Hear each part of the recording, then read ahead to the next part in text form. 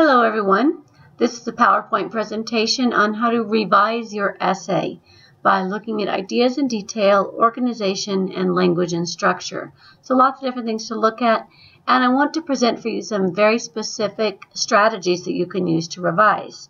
It's been my experience that too often students confuse editing and revising. In revising, you are not looking for spelling words and you are not looking for missing commas. You are looking again at your subject. And so that's what we will be looking at in this presentation. Once you've drafted your essay, you're going to want to revise and improve it because nobody gets everything right the first time. Literally, revision is more than just correcting misspelled words and finding commas. It is revision. It is looking again at your topic and imagining a fresh way to see it, a different perspective from which you might view your topic. When you revise, you're going to look at these features: the ideas in detail, the organization, and the language and structure. So let's start with revising for ideas and details. This is what you have to say. This is your content. Some points on this. If you continue to read some resources after you've drafted your essay, then you might find that there's some subtopics mentioned in these other sources that you hadn't even considered talking about. Or you might find that there's some questions that the other writing brings up and you're like, oh wait, I could answer those questions too. So you can add these topics to your paper if you have major gaps. Another point is to look to the source. I think about Turnitin. When I go on Turnitin and I get your papers, I get an originality report that tells me what percentage of the paper came from some other source. And truthfully, if I see one that's 0%, I consider that maybe a little bit of a negative sign, because it should be something more like 10, 20% should show me that you've actually done some research. So don't make it come up totally clean. It should come up with some outside research properly cited. If you don't have anything, you haven't done your job. But if you've got quotations, make sure that you have introduced them correctly, not just thrown them in there, but explained what the context is, who the speaker is, what's going on in the quote. And you can also physically, with your hands, point to your topic, sentence, or your thesis, point to the support or the example you've given, explain the connection orally in your own words, and then see if you've got a sentence in your paper that explains the connection you just said orally. And if you don't, that's a place where you need to add more detail. Another strategy is to look at word count. This I got from my high school AP teacher. I think a lot of teachers have used this. I've heard it since. Teachers have been asked, how many pages should this be? How long should it be how long should the report be?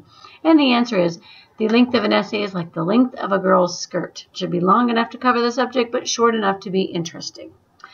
So in this assignment, you've been asked to write 2 to 3 pages on your topic, and if it's shorter than that, you probably don't have enough explanation or support for your ideas, or maybe you haven't looked at all the different aspects of your topic. So you should consider adding more content to that essay then. And one last idea for increasing your ideas and details is to ask questions about your topic without looking at your essay. And then read your essay to see have you really answered those questions. And if not, then you have an idea of what else you can add to your paper.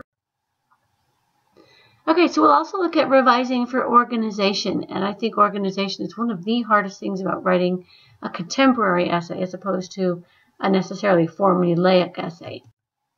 So some strategies are these. Cut and paste. Print out your paper, cut apart your paragraphs, spread them all on the floor in front of you, look at all those pieces of paper, including your thesis on one piece of paper, rearrange them into an order that makes sense.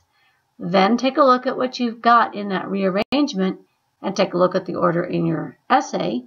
And if they're different, ask which one is making more sense. Which organization should you have? Now, if you do this, I would suggest you have at least a day between the time you print out your essay and cut them apart and the time you try to rearrange them, because you don't want to just know the answer to your puzzle and put them back together. You want to be thinking about the content. As you cut your paragraphs apart and rearrange them, check to see if there's a transition between each piece of paper or each idea. And you can do the same just without cutting apart your essay. Just highlight the transitions and see if there's any white spaces where you have no transitions, no highlighting. Another strategy, good readers are often the people who will absorb a text by reading the introduction, the conclusion, and the first and last sentence for every paragraph. You may have heard this before in a reading class or another English class. So if somebody does that to your essay, are they going to get the points? Highlight your thesis. Highlight your topic sentence and concluding sentence of every paragraph and the concluding remarks in your essay. Then have a friend read it, just those sentences. Do they figure out what you're talking about? If not, you probably need to go back and add some topic sentences or concluding sentences just to make sure that everything is clear. Another thought is for you to think about the big picture. Get away from your essay. Again, this works best if you've not been working on it recently. Have a day between. And write down the major points that you think you covered in your essay. Then choose a color for one major point. Get a colored pen, a highlighter, pencil, and highlight or underline all the information in your writing that refers to that first point. Then do the same for the second point.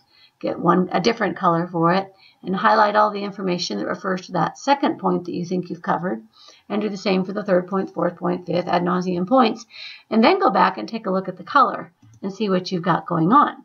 Because if you've got a really well-organized essay, then each paragraph is all one color. You're addressing one subject at a time in one paragraph. If it's a little bit rainbow-like or mosaic-like, then that's a clue to you that you need to rearrange some sentences. You can also check for balance. If you've covered everything equally, then you should have an equal amount of color. But if you have a very small amount of one particular color, then maybe that's a topic you need to address more, and that gets back to your ideas and details. Another strategy called reverse outlining. Maybe you've been asked in the past to outline a chapter in your government textbook, or maybe you've been asked to outline an article for your science class. Well, could somebody take notes on your essay? Can they create an outline from your essay draft? If it's hard to do, that's telling you maybe you need to change the order a bit. If you want to see a bit more explanation on this, there is a video created by an Oregon Health Science University instructor on reverse outlining. The fact that this is coming from a university is a way of saying that essays don't go away. Reverse organization, reverse outlining can serve you in a lot of different contexts. So the third thing you're going to want to revise for is language and structure. And this would be the last thing that you've done, because once you've got your ideas and your organization set, then you can start picking apart the types of words you're using and the types of structure you're using. Some techniques here. Read your essay aloud. Listen for what doesn't sound right. Note that maybe there's a place where you stumble in your reading. Mark that in the margins because it's probably an awkward sentence. Better yet, get somebody who's going to help you listen for those awkward places. Take a perspective, especially if you're trying to write to somebody who's opposed to you. Imagine you are that person. Imagine you're the Uncle Richard or the Aunt Grace or your friend Bethany or whoever who really disagrees with you. Get that person's mindset in your head and then read your essay. Listen to what comes out, because there's a lot of, yeah, but what about this? Yeah, but have you thought about? Think about those things. Listen to them. Jot them down. And notice which words make you cringe as that other person. And think about how would you describe the tone of your essay? And this was something addressed in session 1 of our unit, looking at tone both informal and formal. And are you straightforward? Are you angry? Or does it have kind of a sappy tone or a lighthearted tone? Think about that all from the perspective of somebody who might be opposed to your thesis. Just see how they'd react to it, because that really is the hardest audience, that kind of skeptical, opposed audience. Then go back. Another thing you can do is check the reading level. You can actually do this in most Microsoft Word formats. You can go check word count, spelling, and reading level. And the higher the level, the more complex sentences you have, the more syllables you have. Those formulas basically look at number of words per sentences and the number of syllables in your sentences. So if you have higher grade level, that means you've got longer sentences in there. And you may want to, as before, read it aloud and see if you've got too many long sentences in it. You do want to break those up with shorter sentences, but you've got the basic idea. Check for the reading level to see that you're not just using short, basic, third grade, fourth grade sentences. We've been talking about colons and semicolons for the purpose of getting you to use more complex, sophisticated, and longer sentences. You can actually use the find function in your word processing to see if you have those colons and semicolons. And if you don't have any, look for places where you could combine two sentences or where you could use the colon for emphasis and add those to your paper. Word choice. Deal with the good, the bad, the ugly. There are those English teachers out there who fail students for using the words good or bad in an essay because the words are so general and so non-specific. Do a find replace for tired words, very common words, and see if you can find some more exciting alternatives. That was irony. Okay, and then lastly, just when all else fails, use a thesaurus. Pull out the thesaurus, get those great, hardly used synonyms that are really going to make you sound more erudite, sophisticated, and knowledgeable about your topic. Choose some alternatives that really express your idea well. There's lots of thesauruses online, and many word processing programs have them as well. And now, it is your time to use this knowledge, these strategies for revising ideas, organization, and language and structure. Go take a look at your draft and see what you can submit as your best work for the semester. Good luck.